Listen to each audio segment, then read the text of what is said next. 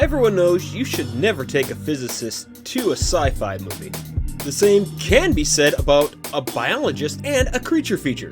We can point out how certain things are biologically unlikely or downright impossible, but that would be boring. So rather than pointing out what can't happen, why not ask ourselves, what if it was real? So using my super nerd levels of knowledge about biology, physics, and mythical creatures, my friends and I will explore how different creatures could have actually evolved on our planet and what they potentially would look like. Welcome to A Real Creature Feature, where my friends and I will ask ourselves, but what if it was real? My name is Mac. My co-hosts are... Oh, do you want me to actually introduce Yes, myself? introduce yourself. Fine, be that way. I'm Mike. Probably leave that in, too. And... I'm Dean. Okay, there you go. Okay, guys, I want you guys to tell me what you know about dragons. Okay, well, what I know about dragons... Or describe what a dragon is in your mind. Well, I mean, there's so many different ways to look at a dragon, but I always think of the European dragons, the rather large-bodied wings coming out the back, the traditional fire breathe. There's also some of the more Western-orientated fire breathers. They can do all sorts of... The best part about this one is seeing your face when I'm talking about that. But I always think about that. I tend to think of the traditional Western-style dragon, mostly because I'm a Westerner, How about you, Dean? What's your first thought when you hear dragon? Sean Connery. Sean Connery. So, Yep. The Western style is the original thought, and then I was going to ask for clarification if you wanted Western or Eastern. Western for this. It'll wrap up better in this one. Yeah, Okay. so that would be So big, scaly horns, 2 pairs of wings, and 4 pairs of legs. Yeah. / arms, because sometimes their arms are legs too. Yeah. They're forearms. Okay. And then a tail, and they can breathe fire. So here's the problem with that. A lot of things, actually, biologically speaking, that probably can't exist for a multitude of reasons. So the first part that I'll address is the fact that it has 6 limbs. So if you count, how many arms and legs do you have? Well, I mean, like on me or like... Yes, on you, not in your fridge. Okay, then that would be, so I'd have 4. Yeah. So that would mean that the dragons, evolutionarily speaking, would have diverged a really, really long time ago, as in before we were ever on land kind of level of things. Like, because even if you look at sharks and everything else, they kind of have this 4 limbs kind of thing, because they have the little flippers on the lower parts and the bigger flippers. So it's like, that is just so insane that, because the thing about evolution and how all this stuff really kind of works is you can make something new, but it takes a long time to do that. But you can lose something real quick. For example, snakes had legs at one point, and they got rid of them, but a lot of them still have like little pseudo legs that are inside of them, or they have bones still, but there's still remnants of them. Or for example, whales still have the bones for their feet and still the bones in their hands, and they look very similar to our own skeletons. It's really kind of neat when you look at it. See, this just makes whales sound gross and scary now. I don't trust whales anymore. Did you ever see a blue whale's skull? I've only seen the one that they show in was it the Natural History Museum? Yeah, that's probably a blue whale skull. Yeah. Yeah, it's a little weird looking by our standards of meat and skin. So another big issue with dragons is the sheer weight of them. So think about Smaug. Yes, I said Smaug because that's how you're supposed to say it, I guess. Smaug. So he's a giant fire-breathing dragon that has scales that have been encrusted with gold, a really, really dense, heavy metal, and he flies around. Yeah. Think about a jumbo jet. No. A jumbo jet has jets to propel it. Something that big flying, the sheer amount of food it would take to power itself would defeat the entire purpose of flying, because it would be too heavy to fly. That's one of the big things also with like flight and travel, everything else like that, is like you need more bang for your buck. And, meat is kind of limited in the amount of bang you can have all at once. Clay Lamberton's fields covered in geese. because Wow. geese eat and poop right away so they can get the heck out of there. Actually, 100% true too. That is also a very good point too. I would not want to live near a dragon, especially since they a lot of times in the movies, everything like to have a nice big hoard of gold. That stuff's covered in, I don't know a technical word for dragon feces. Well, what's bird feces called? Yeah, you're right. Because all I know is night soil, which Mhm. is humans' waste, and you can use that for like fertilizer. That's what it's called once fertilizer. That and malorganite. Ooh. And then also guano, which is bat droppings, Mhm. and that's also a good fertilizer. Like anyone who's seen Ace Ventura knows about guano. Guano. And also that, yeah, the big scales that would just make them even heavier, and all this stuff, and it's just like, ugh. And then the horns, that everything. So that's where we're gonna go with like, hey guys, this really can't exist, on our planet. I'm gonna preface it with that because if we go to a different planet, their entire evolutionary background could be drastically different, and their gravity could be drastically different, which allows it to fly. But what we're going to be doing is talking about what if it evolved on our planet. We need to make a checklist of all the criteria of what we should include in our dragon. Also, I'm going to preface this now because the title of these several episodes is going to be Where the Wyverns Are. Because what we're going to be doing is building a wyvern. Because like I said, we don't have 6 limbs, so our dragon can have 6 limbs, and a wyvern has 4 limbs like us. How dare you, sir? Now, later on, a later episode, I do want to build the dragon and how it might look on our planet. Okay, so what should we have on our checklist? So wings. I'm just saving this so that we can refer to it later. Extraordinary breath. Ooh. Are we talking like effervescent, very minty fresh dragon breath? Technically that would probably follow under the lines. Yeah. Because in like D&D and everything else, they have ice dragons. Yes. So that one, I have no idea how we could. So spoilers, we're going to be able to figure out how to make something breathe fire or poison, but I have no idea how to make something breathe ice because that's really physically odd. Well, is there a species of animal that can maintain activity while being super cold? Technically no. Okay. Because if you think about like a polar bear or a whale or something, they're insulated and they are producing their own heat. So like a great example in the not mammalian is a goblin shark, I think it's called, or a green shark. It's one of those two. The thing can live up to like 300 years old. Is that one that lives under the polar ice caps? Not the polar ice caps. I think in Greenland and stuff like that.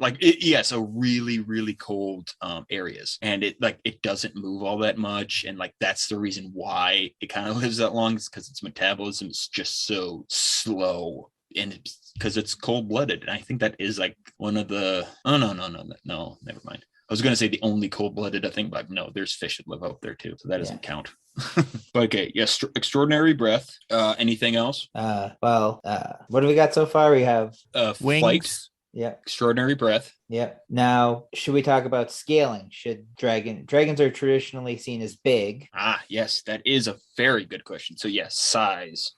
Would deal with size. One of the things I kind of always am interested about in dragon lore is the fact that they hoard. And I want to talk about an idea that I have for it, which 100% I'll admit is just a random idea, but I thought it would be really kind of cool. So I'm not going to talk about it now because it's going to be later. Spoiled. Ooh. Okay. So yeah, size, hoarding. Size, scales. Oh, scaling. Scaling, scale. Yeah. Okay, so also scales, armor. Yeah. They tend to be seen as reptilian in nature. Yeah. Okay. So would it also be prudent to talk about blood, whether it's cold-blooded or warm-blooded? Yes. Which is really kind of cool, actually, when you get into that kind of stuff, because it's like, what? That's weird. Because it's so kind of cool. Like there's always debates about dinosaurs were cold-blooded, warm-blooded, and there's proof for both and neither. Not really neither. That- I well- just wanted to say that. Look, I've seen Jurassic Park. That's it's super accurate. That's exactly what dinosaurs look like. Exactly. I mean, there's not even a fake dinosaur in there to be seen. Well, yeah, Oops. they didn't hack together any bird DNA. It's true. Okay, so we got wings, extraordinary breath, size, hoarding, armor, and warm or cold-blooded. So I guess let's start talking about wings. Actually, what we're really going to have to talk about first is where did they come from? For example, like if you look at the evolutionary tree, which is only semi-accurate to what we're doing now in biology, because it's actually really kind of cool. We're talking about like using actual DNA and stuff like that to actually see who is related to who and everything else like that. It's kind of neat, and it's actually changed what it looks like now. But we're gonna go back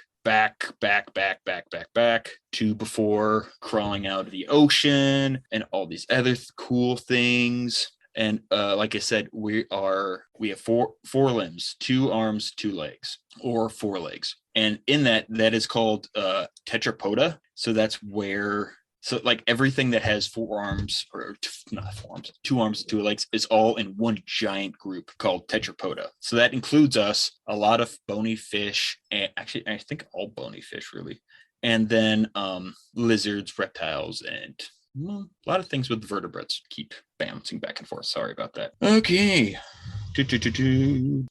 So the thing about it is, when you look at the wings, hold out your hand, and like you can see like how the basic shape of our hands are, and it's actually really kind of cool. If you, so I'm right now holding up a book called On the Wing by David E. Alexander, and it's comparing all the animal flight kind of mechanisms. And when you actually look at the skeletal structure and so much more, you actually will see like redundancies in comparison to bats, lizards, and birds, like anything that could fly. And so the cool thing is, so a lot of people think that like a pterodactyl is a dinosaur. It's not. It's from a sub branch. It's called of the pterosaurs. So it's like dinosaurs, pterosaurs, I think ichthyosaurs, or something, like basically water dinosaurs. Nessie would be considered a Ichthyosaur. No, that's a plesiosaur. Nessie was a plesiosaur. Ichthyosaur kind of looks like a dolphin. Which would that be using the Jurassic Park example? Would that be like the Mosasaurus? Yes. Okay. Yeah. So yeah, that would be it.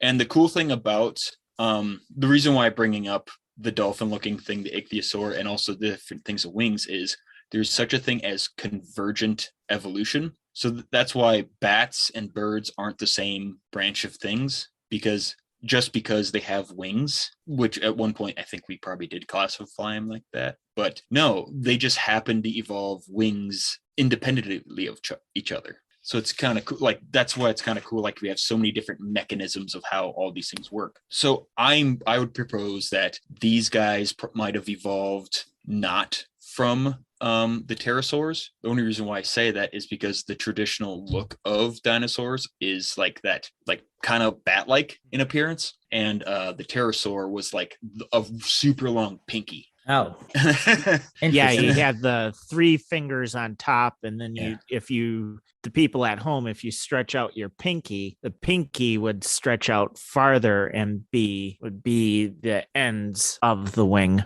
Okay. Well, now I've done that. Now I need to go to the hospital. Oh yeah, you should have not pulled that hard. Well, you know what? Then you got to warn me about this, because otherwise I'm going to keep doing stupid things. Well, yeah. I didn't think I need to have warning. This whole series will have an Instagram your page. Pinky. Yeah, this whole series will just have Instagram pictures of me injuring myself as I'm trying to do the things you tell me to do.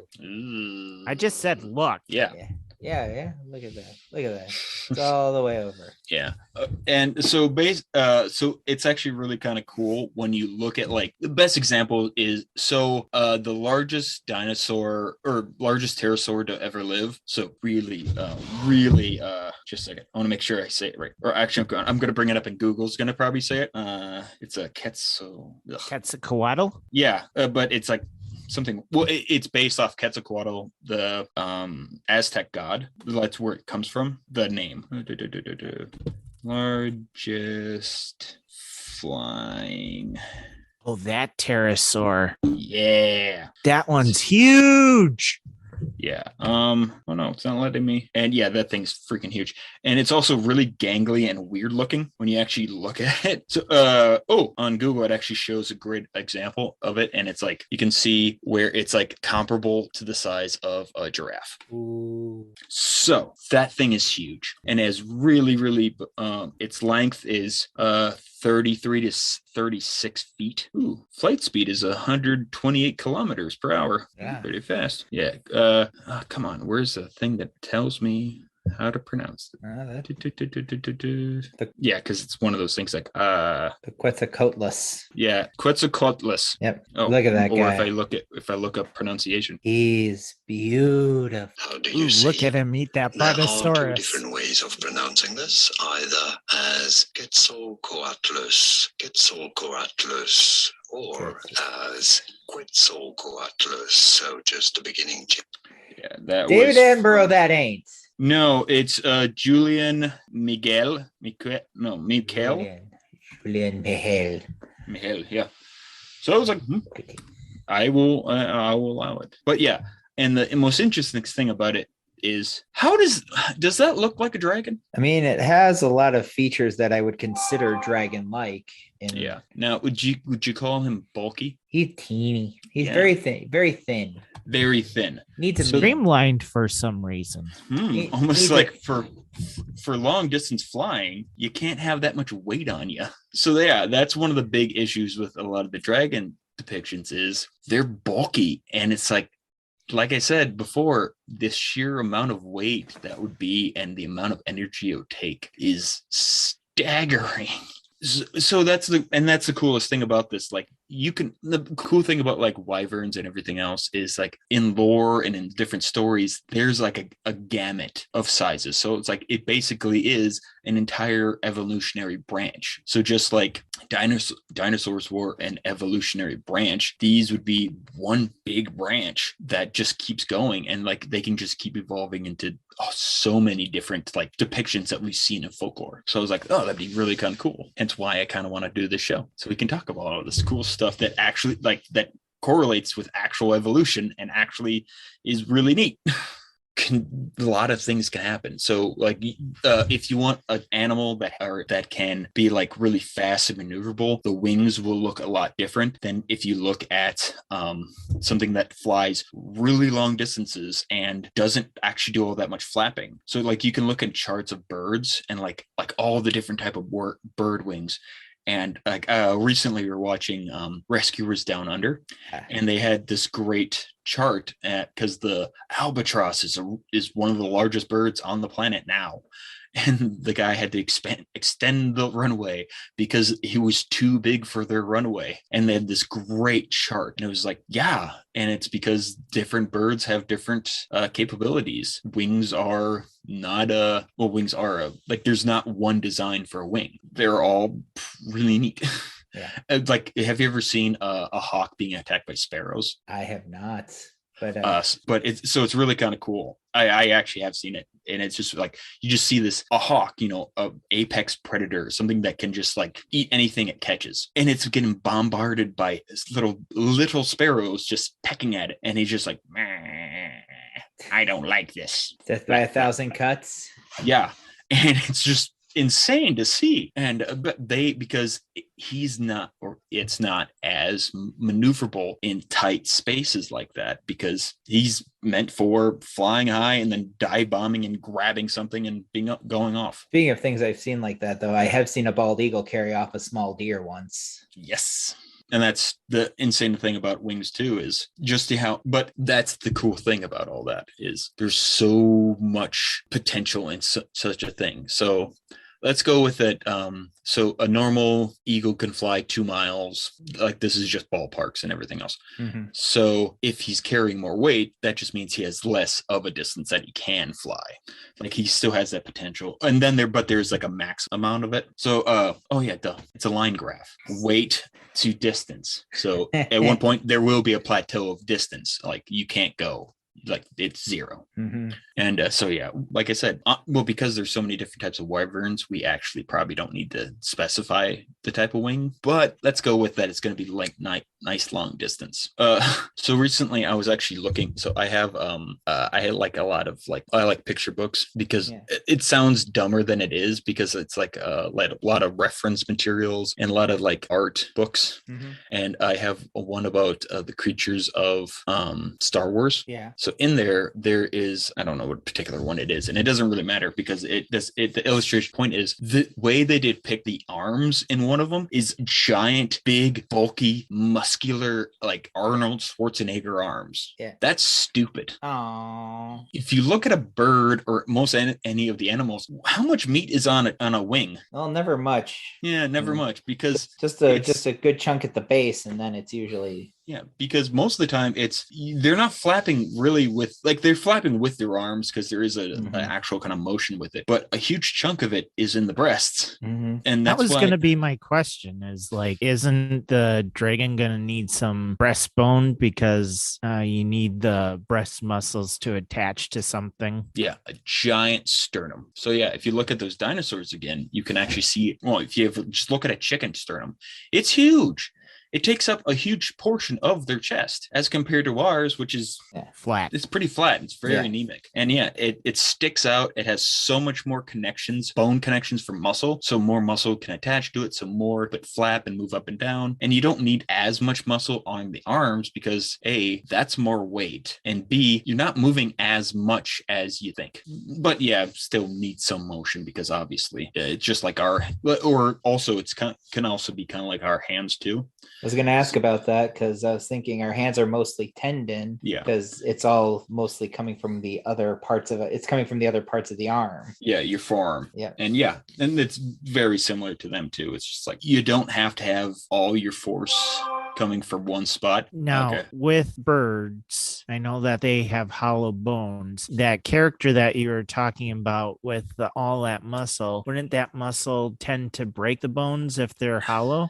Yeah, probably. Because unless they have an entirely different structure compared to our bone structure, or it has different environmental things. So that's the thing about it, is like we can't really guesstimate on what will happen on a different planet. We can only surmise based off of what we know. But I mean, if you took like a standard bird and you put that much muscle on it, the muscle would probably basically. Okay, so think about like not a prairie chicken, a farmed white chicken. They can't really fly, but they do have nice big breasts. And that's the thing about it too, is like that's all white meat too. That means it's muscle that isn't all that used. And compare that to like a prairie chicken or a duck. Duck's mostly dark meat, and that's because it's all muscle that is being used as compared to a chicken that isn't using it. And ducks are pretty thin too.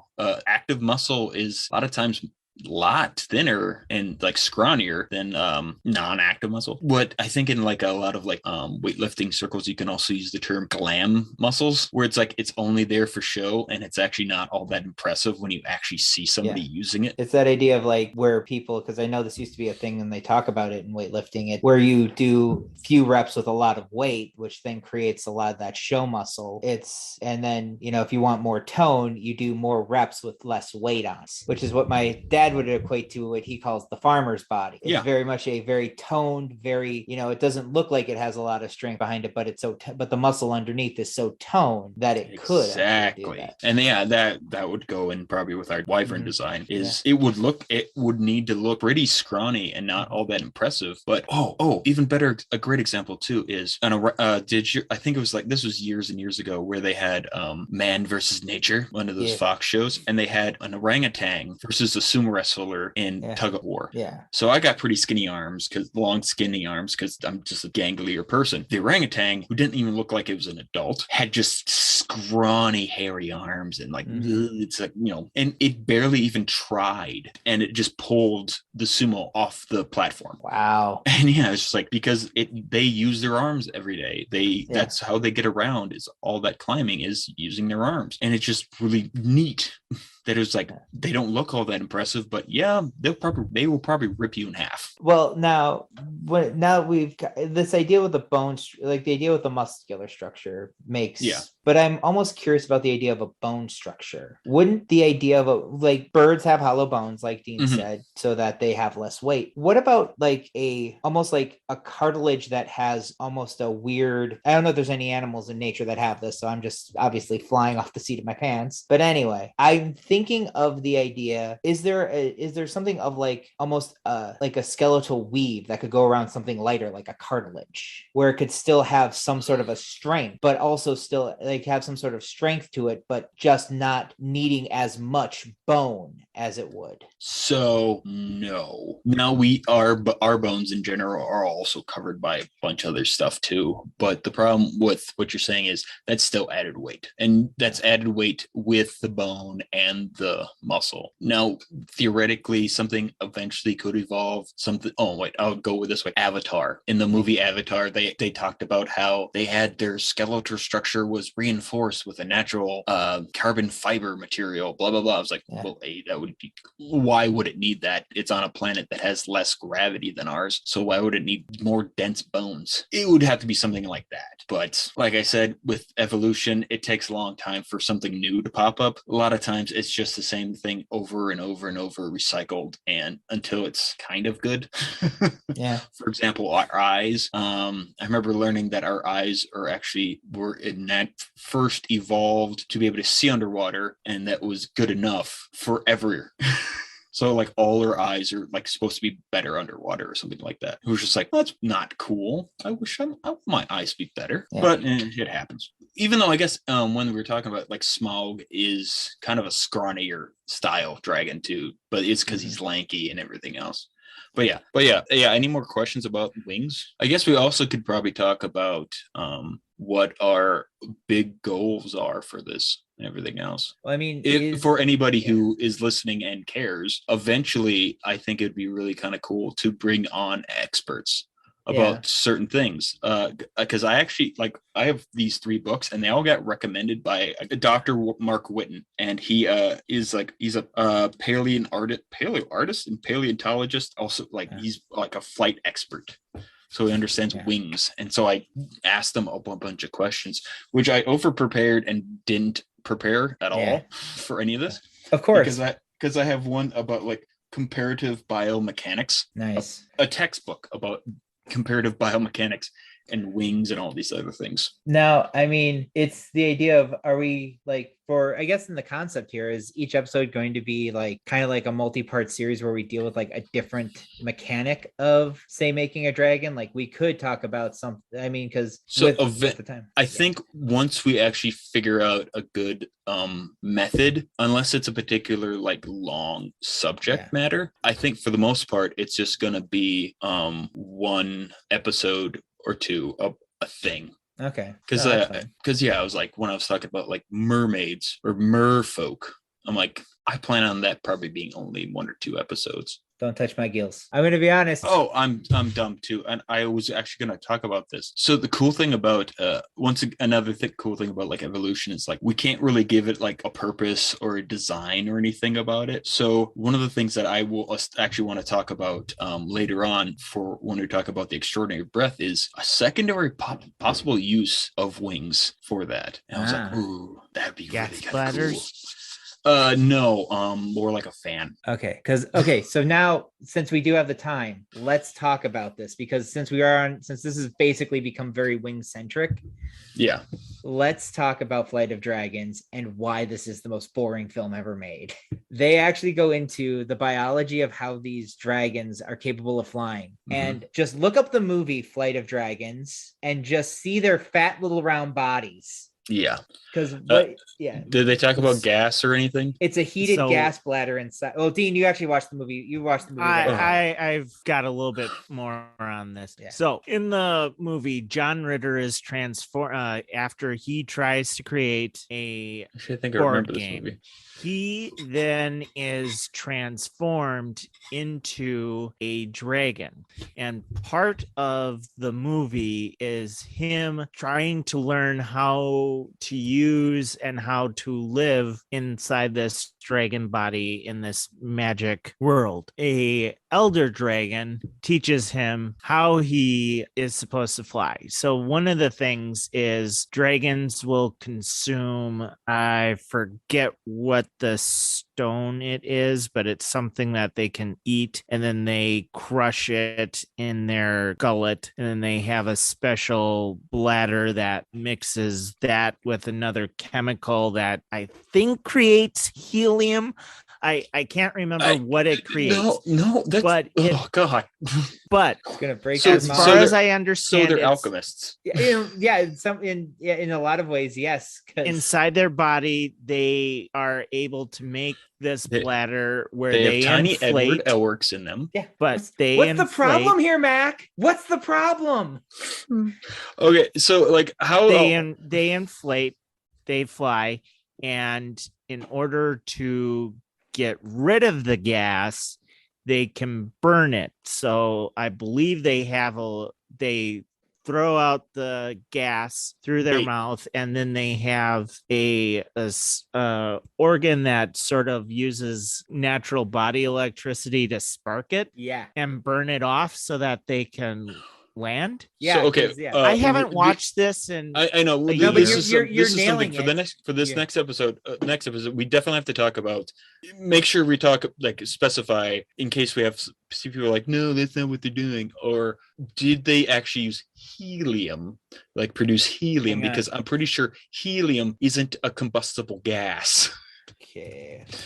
Well, I mean, helium is combustible. No, it's very stable. what did they put into the Hindenburg? Hydrogen. That was hydrogen. Yes. So I'm like, Which maybe is- they have that it's hydrogen, but Like 'cause I'm I said, no I freaking can't way. remember, but they actually, from what they spelt out, it's fairly plausible. But I mean, they go into it So, goes into quite a bit of detail. Like that's like a 10-minute section of it. BS, Maybe it's basically. a 90-minute animated movie. Yeah. So a couple of years ago, the Discovery Channel did like a mockumentary about like finding a dragon, and one of the things I remember them talking about was, oh yeah, they have this weird chemical. No. They had a bacteria that was in their guts that produced hydrogen, blah blah blah. And I'm like, I've never heard of a bacteria that does that. So it has a unique bacteria. It's unique. Like what? No,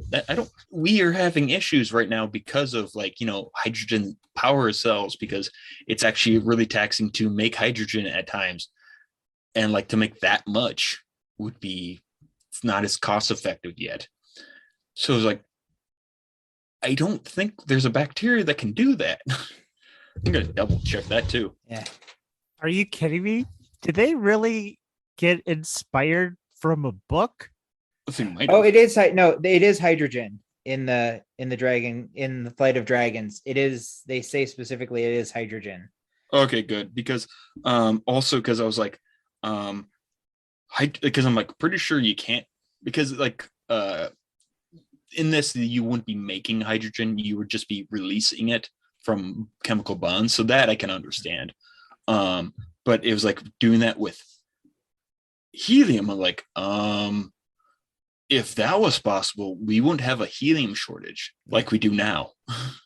So Flight of Dragons apparently is loosely based, or is partly based off of a speculative natural history book from an author, Peter Dickinson. Mm-hmm. And I forgot the way that this dragon, played by John Ritter, defeats James Earl Jones, the big baddie, is by quoting mathematical equations. E equals MC squared. The hypotenuse of a triangle.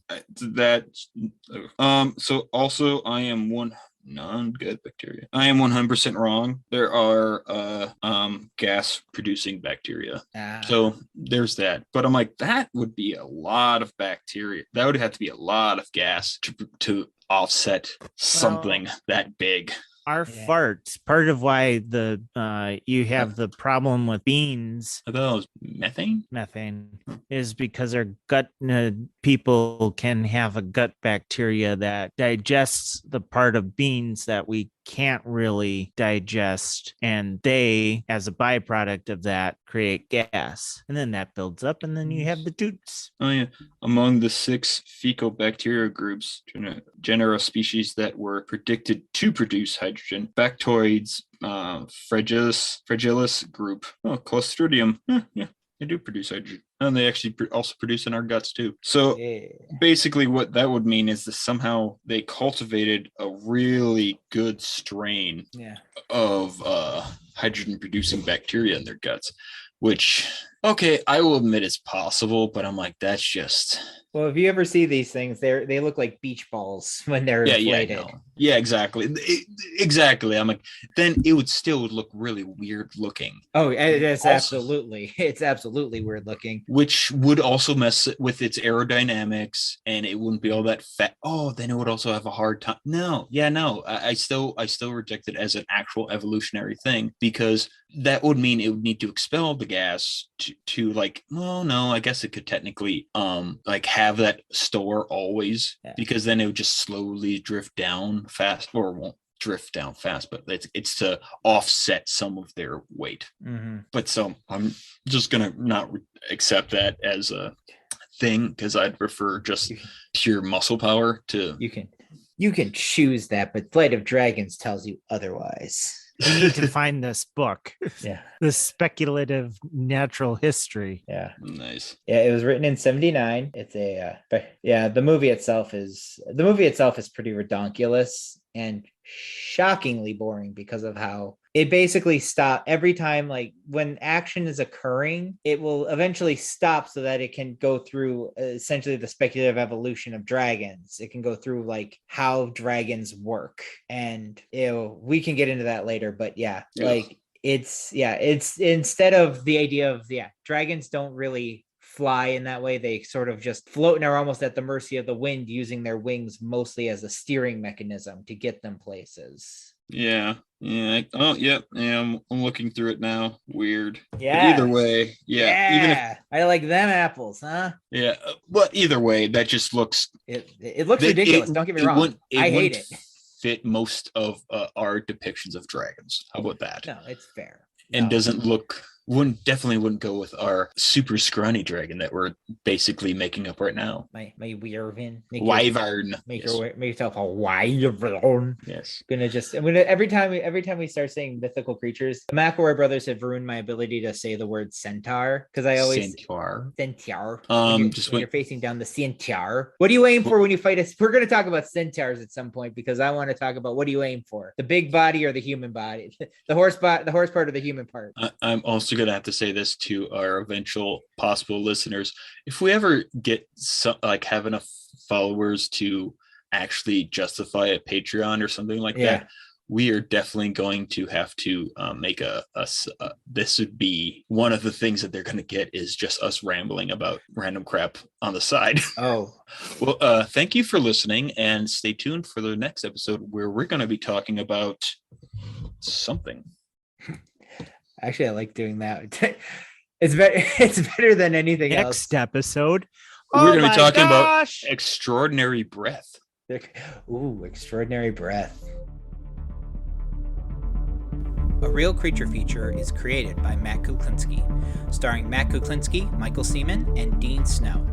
Any questions, comments, artwork, or general inquiries can be sent to realcreaturefeature@gmail.com. You can view any submitted fan art and pictures on our Instagram at A Real Creature Feature. Some episodes were recorded weeks in advance due to our current sporadic recording schedule. Any comments left will be seen and addressed at some point, and you will be credited unless you tell us you wish to remain anonymous. If you like the podcast, please leave a review on the podcast app that works best for you. It really helps us out. Also, tell your friends, enemies, and total strangers about the podcast. They might enjoy it too, and that can bring us all closer together.